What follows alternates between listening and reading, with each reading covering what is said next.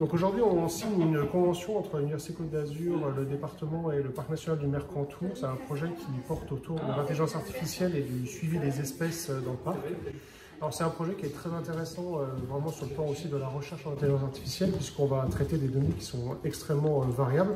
Alors il y a tout un étage qui est, pour l'instant, on va dire de l'état de l'art, où on va mettre en œuvre des techniques existantes pour aider à la classification des vidéos qui sont extraites des pièges photographiques dans le parc. Et après, il y a un deuxième étage qui est quand même plus avancé, où on va passer au comptage des individus et à la gestion spatiale et suivi spatial, spatio-temporel d'ailleurs, des espèces. Et on a même une troisième étage qui mettrait en œuvre la combinaison de ces méthodes-là avec des données de génétique et de suivi GPS des espèces faites par les gardiens du parc. Donc on est vraiment sur un projet au long terme et avec des étages plus ou moins difficiles en termes d'IA, mais qui vont vraiment mobiliser pleinement les forces de l'université et de l'Institut 3IA, Côte d'Azur.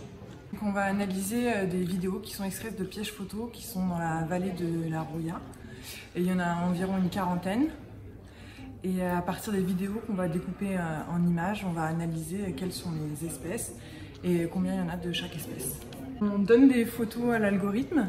On lui donne déjà si c'est un loup, un chien, un chamois. Il y a des photos qui n'ont pas de nom et à partir déjà des photos labellisées, il va déterminer quelles sont les espèces qui sont dans les photos qui n'ont pas de nom.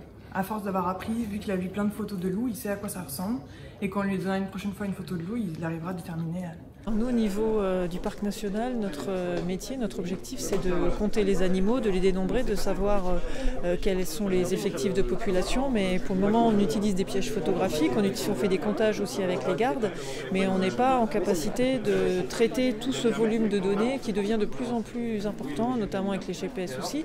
Et cette collaboration avec l'université, via l'utilisation de l'intelligence artificielle, nous permet de démultiplier nos capacités d'action et de traiter un volume de données beaucoup plus important.